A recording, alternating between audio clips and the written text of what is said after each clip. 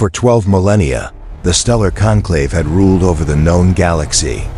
17 elder species, ancient and wise, made up this council. They had mapped every star worth charting, surveyed countless worlds, and recorded the histories of civilizations from one end of the spiral to the other. They believed they understood everything the universe had to offer. They believed there were no surprises left. At the heart of their capital world, Varanthus Prime, stood a structure none were permitted to enter, the Vault of Silence. Inside were kept records of species deemed too perilous for the rest of the galaxy to know about, civilizations too curious, too strong, too dangerous. They were meant to be forgotten, locked away for eternity.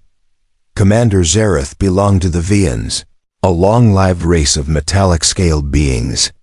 Though 3 centuries old, he was considered young by Vian standards.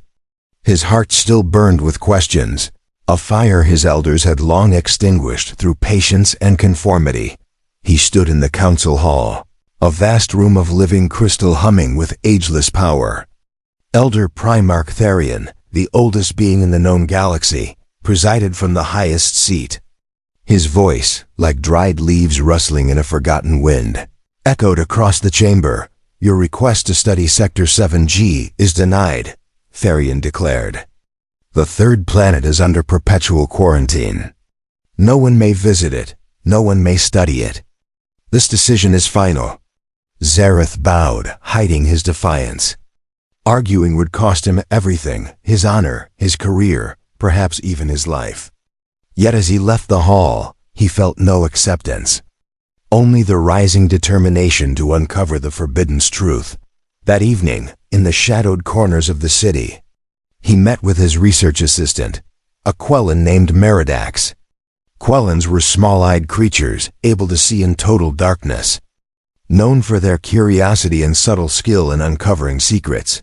"I found more fragments," Meridax whispered, his soft voice barely audible. "The quarantined world. Its inhabitants called themselves humans. They were sealed away 8 millennia ago. Something happened there.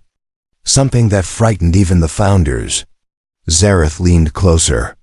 What could possibly terrify the ones who hold dominion over the stars? Meridax shook his head. "The records are incomplete, but one phrase recurs. They called them hungry. I do not understand." Zareth did not either. Yet with each fragment, his fascination grew. A species powerful enough to frighten the conclave itself. What secrets could they hold? And more importantly, why had they been hidden? The Vault of Silence was protected by systems no one had breached in 6,000 years.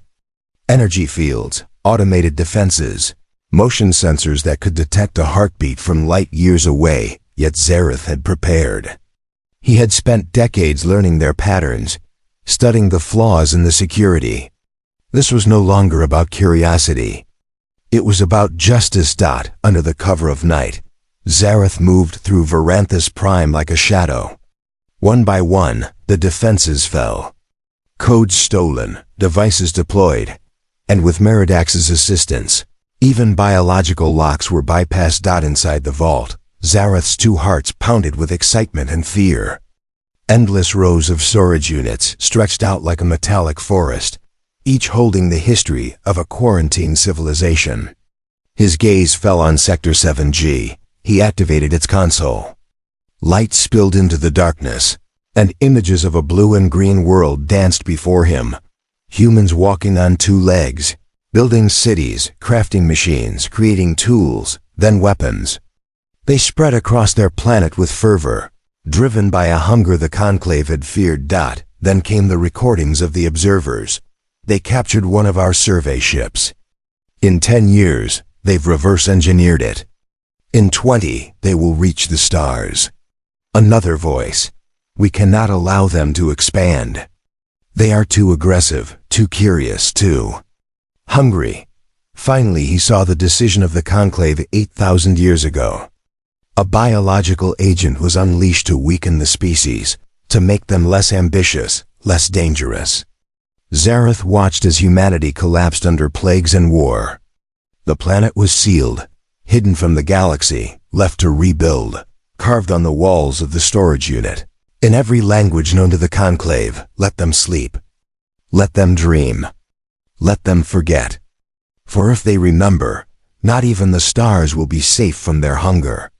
Zareth felt no fear, only contempt. The Conclave had destroyed a species out of cowardice. It was time to correct their mistake. He began downloading the coordinates for Sector 7G. When Zareth's survey ship descended on a quiet human world, the planet was alive with ordinary life. Fields ripened for harvest, towns hummed with activity, and a single farmer named Daniel Carter noticed the silver craft in his wheat field. His first thought was not alien invasion, it was the ruined crops. 3 acres of wheat flattened. Daniel grabbed his shotgun, stepping outside to confront the intruder. Zareth emerged, arms raised in peace. His rehearsed speech about galactic brotherhood was cut short. "You speak English," Daniel said flatly, gesturing at the damaged wheat. "Who's paying for this?" The alien froze. The humans were not what he had expected. They were not primitives awed by cosmic beings. They were practical, stubborn, and thoroughly alive. Within hours, Daniel's farm became ground zero for humanity's first contact. Communication networks buzzed. Governments mobilized. Within a week, Zareth was standing before the leaders of Earth's United Nations, a coalition of nearly 200 nations. In a chamber brimming with human determination. "You quarantined us for 8,000 years, Secretary General Lauren Mitchell said, her voice calm but piercing. "Why?" Zareth hesitated, revealing the truth. The Conclave feared humanity's hunger for knowledge and power. The gentling virus had killed billions, civilization had crumbled, and the planet had been sealed. The assembly was silent. Then Lauren Mitchell stood taller, her voice carrying cold resolve. "You deceived us once. You will not deceive us again. We accept your invitation, but on our terms, not yours. We will have answers, restitution, and justice." The news of humanity's return swept through the galaxy. For the first time in 6 millennia, the elder species felt fear. Pure, unmitigated fear. The Conclave convened emergency councils. Representatives argued, blamed, panicked. But they knew something humanity had learned millennia ago. Fear cannot be contained forever. Humanity's response was swift and unprecedented. Factories that once built planes now built starships. Scientists repurposed alien technology. Soldiers trained for Earth's wars, adapted to interstellar strategy. The carrier Endurance led the fleet, a brutal, efficient machine designed to win. When Conclave vessels attempted to intercept them, the humans disabled them with surgical precision. Not a single unnecessary life was lost. Humanity's strategy relied on experience earned from millennia of surviving their own conflicts, an adaptability and tenacity no elder race had ever known. Simultaneously, teams were deployed to the other 14 quarantined worlds. Species long isolated were given freedom once more, shown the galaxy they had been denied for thousands of years. Some were grateful, others wary, but all embraced the chance to awaken. On Varanthus Prime, the humans addressed the Council of Elders. Lauren Mitchell spoke with clarity. "We do not seek revenge. We do not seek domination. We seek truth. We seek freedom for all who have been silenced." Primarch Therian, his face pale with the weight of millennia, asked the question that haunted him. "And if they seek vengeance? If their anger burns against us?" Mitchell answered without hesitation. "Then you will learn to live with neighbors, not subjects. You will learn that community is built on understanding, not control. And that, more than anything, is worth more than all the silent peace you ever imposed."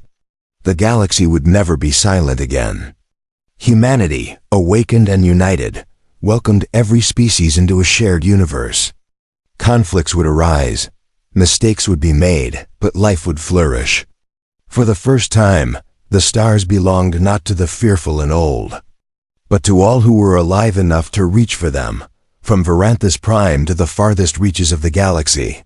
Voices long silenced sang in unison. And at the center of it all stood humanity, hungry, curious, resilient, and finally free. The universe, once quiet, had awoken.